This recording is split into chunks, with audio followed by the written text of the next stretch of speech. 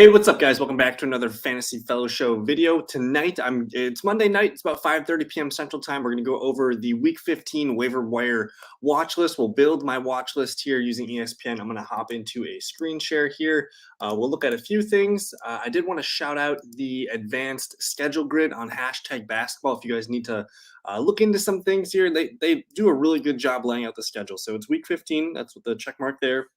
And then it's going to tell you how many games each team plays for this week. So teams to avoid: the Houston Rockets, the OKC Thunder, Washington Wizards. These teams only play 2 games this week, and they're kind of spread out. So I would avoid adding players on those teams. And then a handful of teams have 4 games here. So that's Charlotte, Chicago, Dallas, basically all the names down here to the Utah Jazz. So I would highly recommend, if you're going to add teams, try to shoot for some teams with these 4 total weekly games. And then if you wanted to add some of the threes, there are a couple of teams that I do like for later in the week, like Miami Heat and Milwaukee Bucks. They have 3 games starting Wednesday through Sunday here. So there are some advantages to looking at some of the schedule grids here.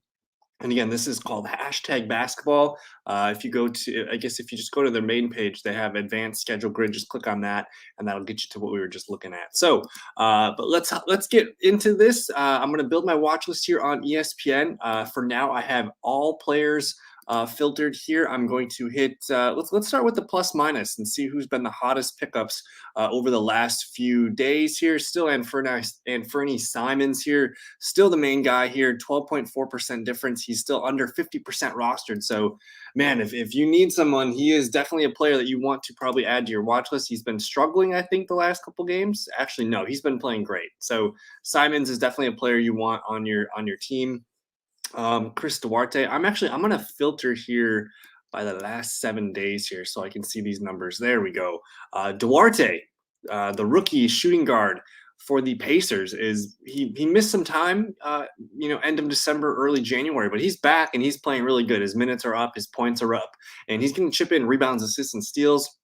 Only about 25% rostered, so 8 and 10-man leagues. Duarte is an interesting guy. I think for sure 10-man leagues you want to get him, and definitely 12-man leagues. This is the guy that I've added in a handful of leagues here, Ayo Dasonwa.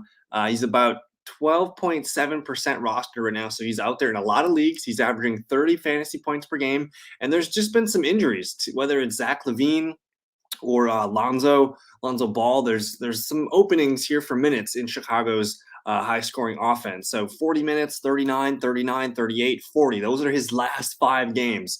So Ayo Dasonwa, 11.75. That's kind of a bad game here for 40 minutes, but I do like, at least you look at the whole group as a 5-game sample size. I'm pretty happy with this. The minutes are very high. The points will find themselves to be more consistent later in the year, but he's still going to get rebounds. He's going to get assists. He's going to be, pesky with the steals. So definitely a guy I'm interested in. And I'm trying to see, the Chicago Bulls they're one of the teams with 4 games this week. So they do interest me quite a bit. They're playing Oklahoma tonight. Justin Holiday. This is a guy that's about 11% rostered. He's averaging 25 points per game over the last few games. And what's with Justin Holiday is he's been playing a lot of minutes the entire season. You look at his season stats here, he's averaging just maybe a minute and a half more over the last 7 days, but his points are up, rebounds about the same, assists are up, steals are up, blocks are up. So he's just getting into a groove, it appears. So he's two position eligible here. I like seeing that, and his scoring has been very consistent as of late here. So this is a solid high floor player here. You look at his last 4 games; they're all over 20 fantasy points. So in 10-man leagues, I'm interested here. So I'm going to go ahead and I'm going to keep adding these guys to my list here. Lamarcus Aldridge, the power forward / center for the Brooklyn Nets. Not sure what happened the other night here. He only played 17 minutes, only 4 fantasy points, but he had been on a nice little bender for 3 straight games. So definitely something to monitor. We'll have to keep track of him. Again, with the Chicago Bulls, you have Coby White now, along with Dasonwa. And Coby White is going to be the starting point guard for a little bit here. The minutes are, again, the minutes with the Chicago Bulls guys, they're up right here. His points are up, steady with the rebounds, assists, and he'll pitch in steals. He even gets blocks, which is kind of cool sometimes. But just a high floor player right now, only 25.8% rostered. Whether you get Kobe White or Dasonwa, pretty good opportunity right now to get some young, talented point guard or shooting guards for you. We're looking at Chris Boucher now, 64.5%. So there's likely a good chance that he's already rostered. But he's just been, since he's kind of came back into the fold for Toronto, he's been a must-own player. You see that continue to rise here. So I don't need to say too much. He's probably already owned in your leagues, but starting to hit his stride. Some double-double nights you see here, and the blocks and the steals are coming in bunches. So I love Chris Boucher. Up next is Deandre Hunter. This is my personal favorite. I think my favorite rest of season ad. Deandre Hunter, about 18% rostered, and I think it was a huge vote of confidence in Hunter when they traded away Cam Reddish to the Knicks. So Hunter, basically since that trade happened, I can't remember the exact date, but it's kind of coinciding with when he started playing for them. And you look at this, the last handful of nights, 34 minutes, 35 minutes, 34, 35. So he's going to be a guy that's going to be getting about 34, 35 minutes per game. His points, he's got 3 games over 20 points, which is fantastic. The rebounding, a 2, a 10, a 5, and a 9, that averages out to about 6.5. He's going to get an assist or 2 per game. And then the steals, he's usually good for at least an assist, and the blocks too. So you're going to get a couple of the defensive stats. You're going to get a handful of rebounds and assists, and then the points. Hopefully he can settle in around 18, 20 points per game. But this is looking really good. Deandre Hunter getting some starter minutes here. The Hawks need some healthy players right now. We'll see about Bogdan and Danilo Gallinari coming back, but I think Hunter is a guy that's going to have some long-term value the rest of the way. Goga Badat's here. Not something I want to trust, but the last 2 games he's been on fire, 16 and 11, 13 and 9, and 5 assists. Some really nice big games here. This is all about, Turner and Sabonis. So as long as those guys are not playing, Badat's going to be fine, but I'm not really interested in him too much. We got the rookie here, Jalen Suggs, Orlando Magic. Starting to hit his stride here, 33, 35, 34 minutes the last 3 games. The points in between 14 and 22.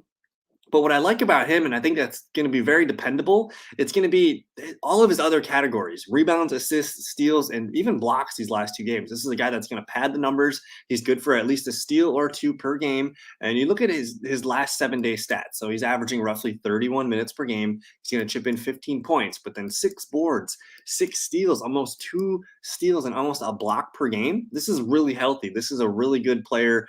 His last 3 games, he's been playing really well: 39, 43, and 34 fantasy points. And then you look at his worst fantasy point game in this 6-game stretch, it's 18.25. Like, who cares? If he's going to pitch in some 39s and some 40s, you'll take an 18 once or twice every now and then. So I like Jalen Suggs. He's a guy that probably needs to be rostered in 10-man leagues for sure. He's already 63% rostered, unfortunately, here. We'll move on next to Aaron Gordon, Denver Nuggets. This is a guy that should be rostered. He's only about 50% rostered in 10-man leagues. He should be picked up. I know he's kind of got a low floor of sometimes he'll put up a stinker like 11, but he's usually around 19, 20 points is a bad game. But he's still a good scorer, and he'll go off for double doubles and whatnot. So I don't need to sell you on Aaron Gordon. He's a veteran. Nuggets are shorthanded. They need to rely on him. He should be rostered in all formats. So again, the way I'm building this watch list, we just basically I turned all players on, and then I just hit the plus minus, and that showed us who's been the highest ads. Now I want to filter this by averages, and what we're going to do here is now that, okay, so Nikola Jokic averaging 71.5 fantasy points over the last few games here. Jesus, looks like he had an 86 mass triple-double streak of 4 in a row. Just missed it the other night here. So Jokic is playing monster right now. But the way we're going to do this is I'm looking at fantasy. So the last 7 days, these are the guys that have scored the most fantasy points per game. And I'm looking at the percent roster tab. I'm going to go down the list here and see. So you see the hundreds, you see the 99s. I'm going to keep going down until I see something that sticks out that might be available on the waiver wire list. The first guy is Jakob Purdle here. He's a little bit different at 87, but I'm assuming he's likely owned in most leagues. We get to our first guy here, Terrence Davis. Now, Davis is an interesting guy. He has been getting some run, mainly because Tyrese Halliburton is on COVID-19. Davis was expected to move to the bench on Saturday. Let me go click. Let's go see what's up with Tyrese Halliburton. I'm curious what the Kings did in their last game here, because Davis is an interesting guy. One, NBA trade deadlines coming up, and the Kings have been one of those teams that have been talked about a lot with the potential for making some moves or sending some players for some picks. So it does look like Halliburton got the start on Saturday against the Bucks. He played 38 minutes, which is quite a bit.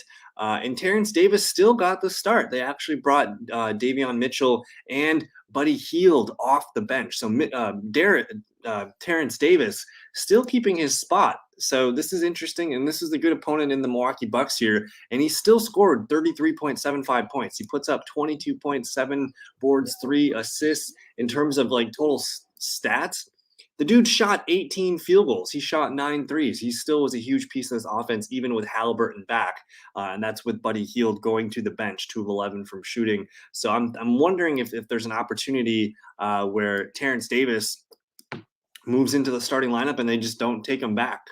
So definitely a guy you want to keep an eye on. And I just want to pull up his numbers one more time. He had been playing high minutes with no Tyrese Halliburton. So 38 minutes, 37, and the points were up here. So this is definitely a guy that can, touch on the rebounds, assists, and the steals. Good for a block every now and then too. But the more minutes he plays, the better he is. So I'm hoping he can stay around 30 minutes per game. I think that would be fantastic for his fantasy value. So keep an eye on him. And again, just with the trade deadline, the Kings are going to be a popular team that gets a lot of calls. We'll keep it moving down the list here. I get to the next guy, Reggie Jackson, about 66% rostered. He's averaging 38.6 over the last 7 days. So he's been his minutes have been up over the last handful of games, and you look at the points, 36, 30, 46, and 41. Definitely some really high numbers here. His actual points have been up as well, 26, 19, 28, and 26.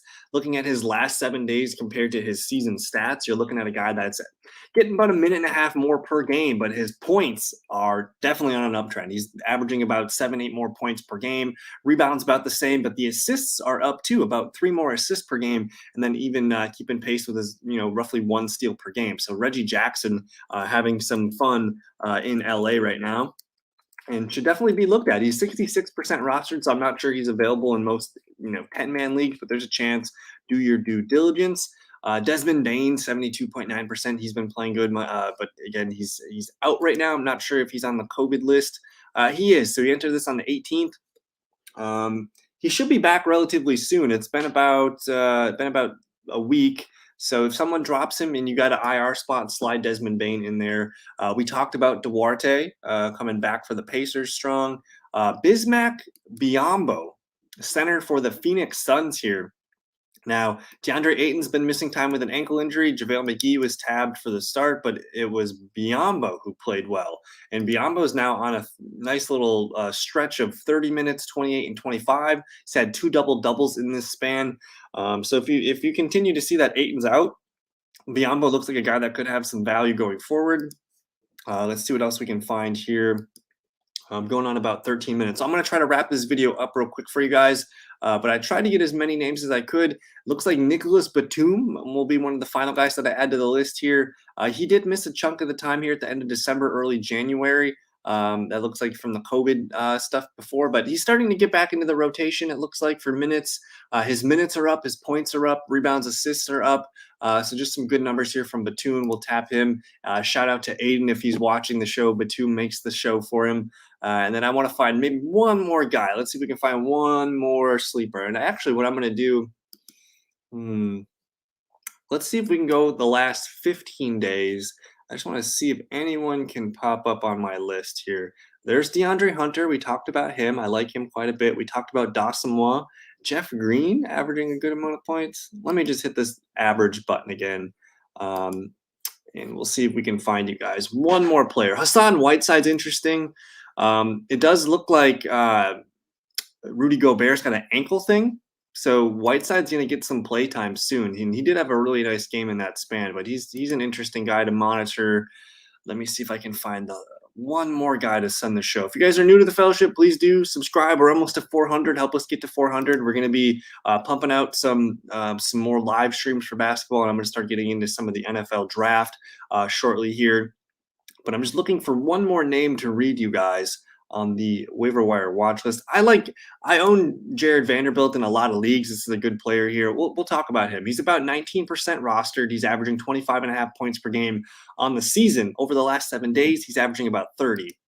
And what I like about him is he's just really consistent. He's a really good rebounder. Like on the season, he's averaging 9 rebounds per game. He's good for 7-8 points, and sometimes he'll pop off for a big game in the points department, which you can feel in the fantasy numbers. But this is just a guy that's going to get some assists. He's going to get some steals. He's good for a block or two every now and then. He's just a really steady player. I play in a 10-man, 12-man leagues, and Vanderbilt should be rostered in most leagues. So check him out for sure. Let me know in the comments if there's anybody else that you guys want added to the waiver wire lot. Just now that I'm looking at this, I did add Otto Porter Jr. in another league. He's only about 10% rostered, and he's starting to be a trendy pickup.